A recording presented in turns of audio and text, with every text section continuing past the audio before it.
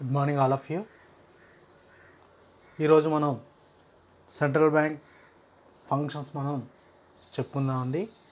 కేంద్ర బ్యాంక్ యొక్క విధులను వివరించండి అని మనకి ఎగ్జామ్స్లో క్వశ్చన్ ఈ చాప్టర్ నుంచి ఈ విధంగా అడుగుతూ ఉంటాడండి. మనం ఈ యొక్క కేంద్ర బ్యాంక్ విధులు అడిగినప్పుడు లేదా భారతీయ రిజర్వ్ బ్యాంక్ విధులను అడిగినప్పుడు ముందుగా మనం కేంద్ర బ్యాంక్ అంటే ఏంటో మనం చెప్పాలండి. కేంద్ర బ్యాంక్ అంటే ఏంటి?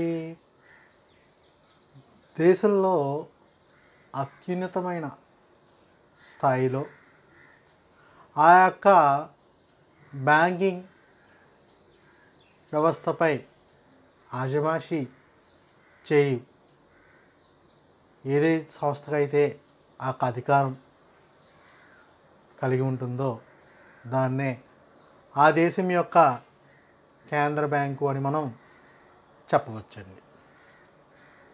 లేదా ఒక దేశంలో ద్రవ్య మరియు కోసా విధానాలను ఏ దేశమైతే ఏ దేశంలోనైనా ఒక కేంద్ర స్థాయిలో బ్యాంకు ఇలాంటి విధానాలను అవలంబిస్తూ నిర్వహణ చేస్తూ ఉంటుందో దాన్నే మనం కేంద్ర బ్యాంకు అని, లేకపోతే ఏ దేశంలో అయితే కరెన్సీ విధానాన్ని నిర్వహిస్తూ ఉంటుందో దాన్నే కేంద్ర బ్యాంకు అని వివిధ ఆర్థికవేత్తలు వివిధ విధాలుగా కేంద్ర బ్యాంకు అంటే చెప్పుకుని వచ్చారండి. అంటే ప్రతి దేశంలో కూడా కేంద్ర బ్యాంకు అన్నది శిఖరాగ్ర స్థాయిలో పనిచేస్తూ ఉంటుంది. అయితే ఈ యొక్క కేంద్ర బ్యాంకు విధుల్లో అతి ముఖ్యమైన విధి, మొట్టమొదటి విధి bank of issue of currency notes, bank జారీ. అయితే కరెన్సీని జారీ చేయుట అంటే ఏంటి? ఒక దేశంలోని ఈ యొక్క కరెన్సీని జారీ చేసే గుప్తాధిపత్య అధికారం ఎవరికి ఉంది అంటే ఆ దేశం యొక్క కేంద్ర బ్యాంక్ ఉన్నది అని మనం చెప్పవచ్చండి. అయితే మన యొక్క భారతదేశంలో భారతీయ రిజర్వ్ బ్యాంకు కేవలం ₹1 నోటు మినహా మిగిలిన విలువ గల కరెన్సీ నోట్లన్నిటిని కూడా జారీ చేసే హక్కు, రిలీజ్ చేసే హక్కు ఈ యొక్క కేంద్ర బ్యాంకు ఉన్నదండి. అయితే ఈ యొక్క ₹1 కాయిన్ కూడా మన యొక్క భారతీయ రిజర్వ్ బ్యాంక్ తయారు చేసినప్పటికీ కూడా మన యొక్క ఆర్థిక శాఖ ఫైనాన్స్ మినిస్టర్ ఈ యొక్క ₹1 నోట్ని విడుదల చేయడం జరుగుతుందండి.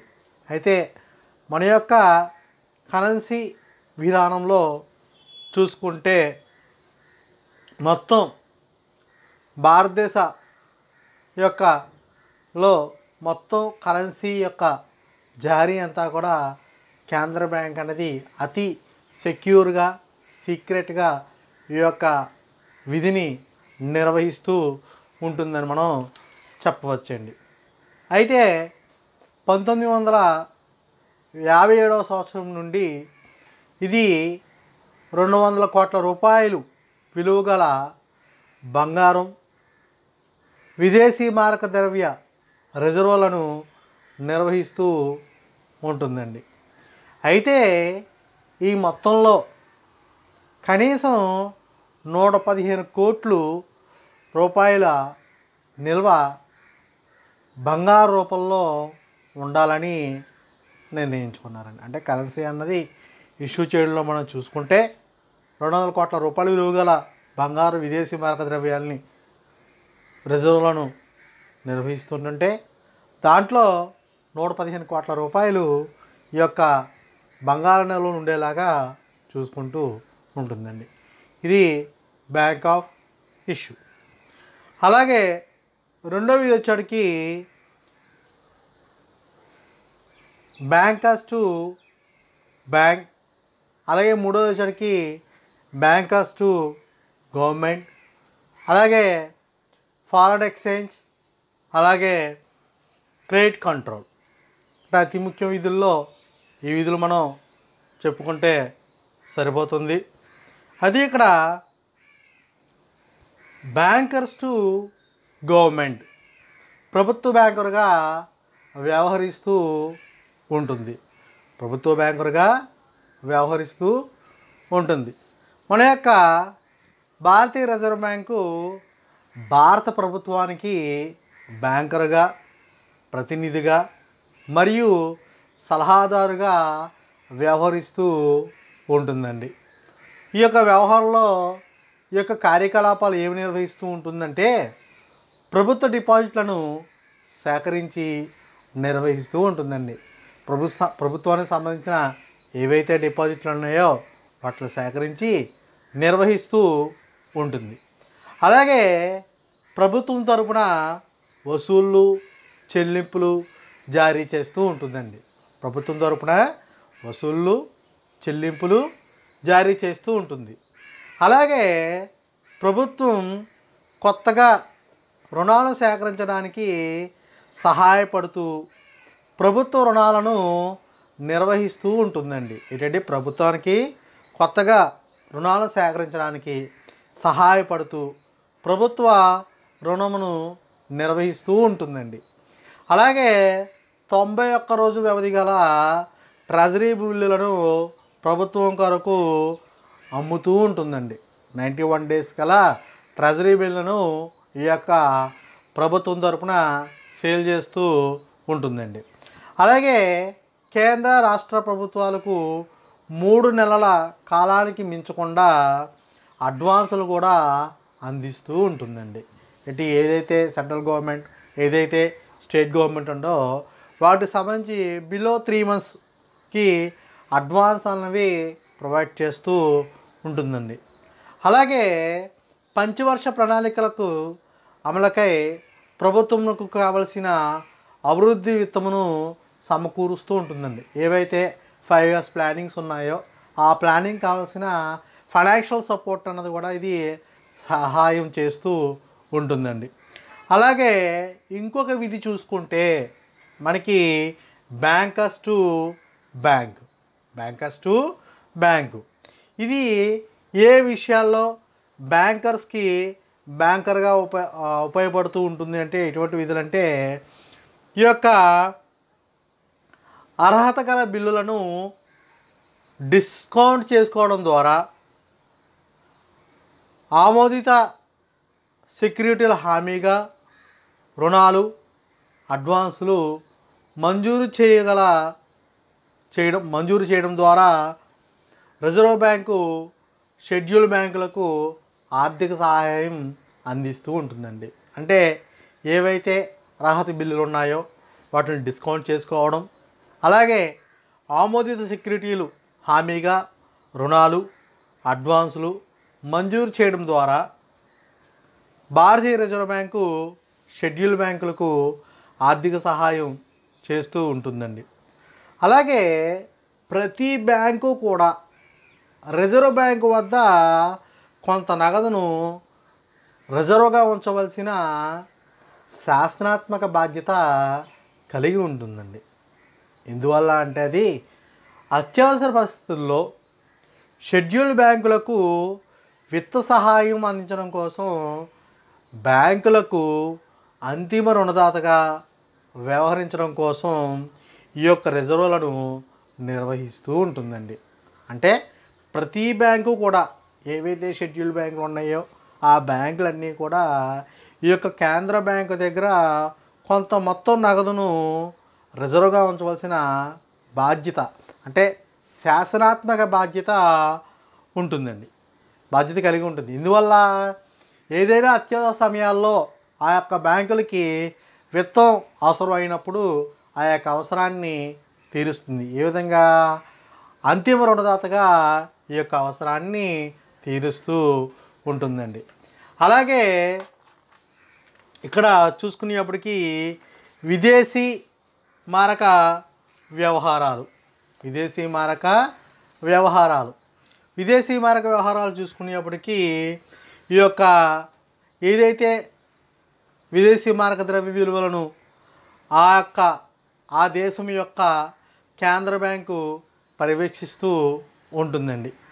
అయితే అంతర్జాతీయ మార్కెట్లో ఆ దేశం యొక్క కరెన్సీ విలువలను విశ్లేషీకరిస్తూ నిర్వహిస్తూ ప్రభుత్వం విధించిన విదేశీ నియంత్రణను అమలు చేస్తూ విదేశీ నిల్వను నిర్వహిస్తూ ఉంటుందండి.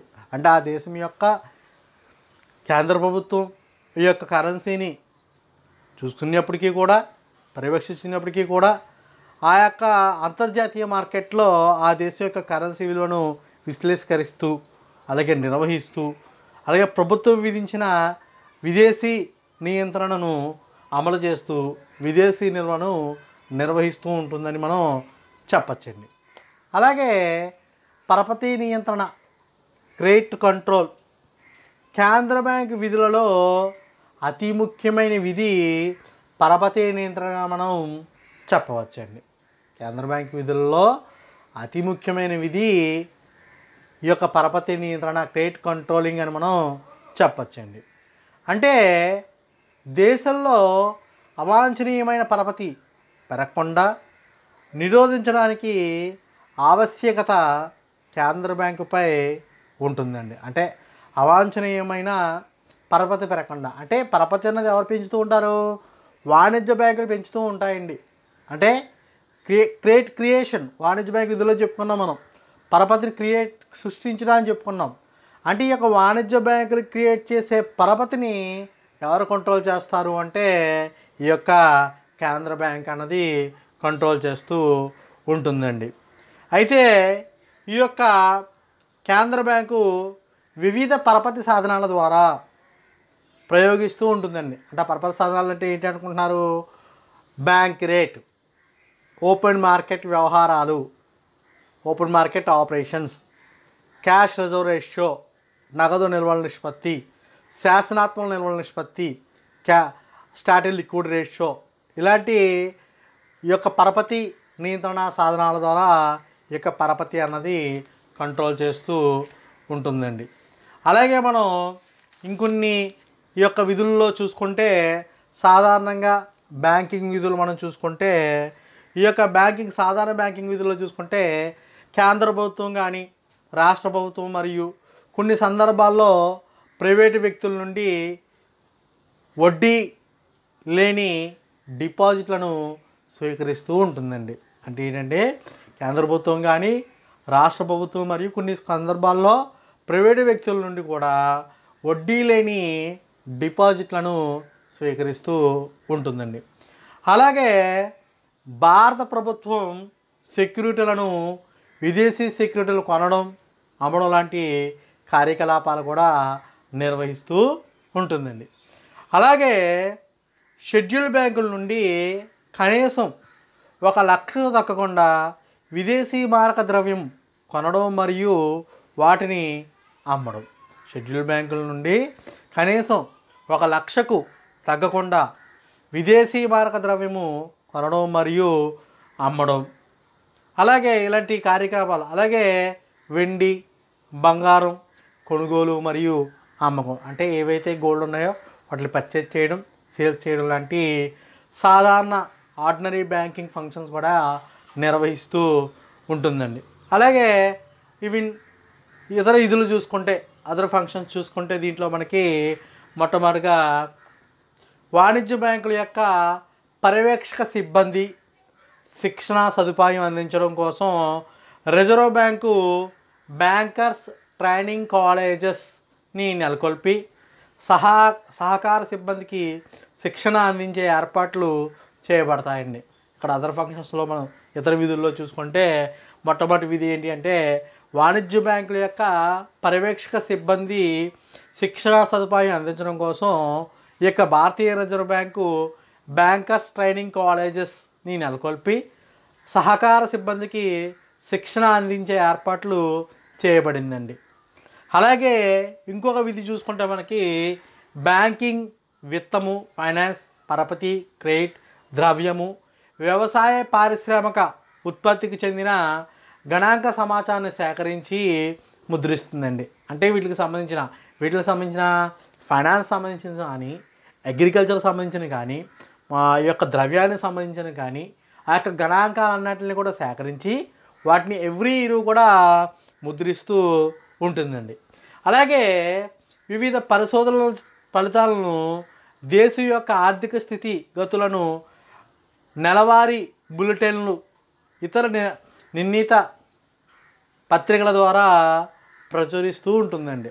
అంటే ఏంటి, ఎవ్రీ మంత్ కూడా ఏం చేస్తుందంటే వివిధ ఫలితాలను అంటే వివిధ పరిశోధనలు చేసిన తర్వాత వాటి యొక్క ఫలితాలను దేశ యొక్క ఆర్థిక స్థితిగతులను నెలవారీ బులెటిన్ల ద్వారా ప్రచురిస్తూ ఉందండి. అలాగే కొన్ని కార్యకలాపాలను ఈ యొక్క విధులను నిషేధించబడిన వ్యాపారం చేయకపోవడం, కొన్ని వ్యాపారాలు అన్నవి ఈ యొక్క కేంద్ర బ్యాంక్ అన్నది నిర్వహించదండి. ఏంటంటే అవి సభ్య బ్యాంకులు ఏవైతే ఉన్నాయో వాటితో పోటీకి దిగకూడదు. అర్థమైందని, ఏవైతే ఉన్నాయో ఈ యొక్క సభ్య దేశాలు కేంద్ర బ్యాంక్ కింద ఏవైతే బ్యాంకులు ఉన్నాయో ఆ యొక్క బ్యాంకుల కిందతో పోటీ అన్నది దిగకూడదు. ఇవన్నీ నిషేధించబడిన విధులండి. అలాగే ఏదైనా వ్యాపారం కానీ, వర్తకం లేదా పరిశ్రమల్లో పాల్గొనడం, ప్రత్యక్షంగా ఆర్థిక సహాయం చేయకపోవడం. అంటే ఏదైనా వ్యాపారంలో కానీ, అంటే ఒక బిజినెస్లో కానీ, ట్రేడింగ్లో కానీ, లేకపోతే ఇండస్ట్రీలో కానీ అవి ఇంట్రడ్యూస్ అవ్వకూడదు. డైరెక్ట్గా కూడా ఫైనాన్షియల్గా సపోర్ట్ అన్నది, సహాయం అన్నది, హెల్పింగ్ అన్నది చేయకూడదు. అలాగే హామీ లేకుండా రుణాలు, అడ్వాన్సులు మంజూరు చేయకపోవడం. ఎటువంటి హామీ లేకుండా కూడా ఎటువంటి లోన్ కానీ లేకపోతే ఎటువంటి అడ్వాన్సులు కానీ మంజూరు చేయడం చేస్తూ ఉంటుందండి. అలాగే డిపాజిట్లపై వడ్డీ చెల్లించకపోవడం. ఎటువంటి డిపాజిట్లకైనా ఈ వడ్డీలు అనేవి చెల్లించకపోవడం అన్నది కేంద్ర బ్యాంకు నిషేధించిన విధుల్లో కొన్ని విధులను మనం చెప్పుకోవచ్చండి. అంటే కేంద్ర బ్యాంకు విధులు కోసం మనం చెప్పుకున్నప్పుడు ఈ యొక్క విధులన్నీ కూడా మనం చెప్పుకోవచ్చండి. ఏంటి, bank of issue, bankers to government, bankers to bank, credit control, foreign exchange, other functions, ఇలాగా ఈ యొక్క విధులని మనం చెప్పుకోవచ్చు. బ్యాంక్ నోట్లను జారీ చేయడం, బ్యాంకుగా పనిచేయడం, ప్రభుత్వ బ్యాంకుగా పనిచేయడం, పరపతిని కంట్రోల్ చేయడం, పరపతిని నియంత్రించడం, అలాగే విదేశీ మార్క ద్రవ్య నిక్షేపాలను కాపాడుట, అలాగే వివిధ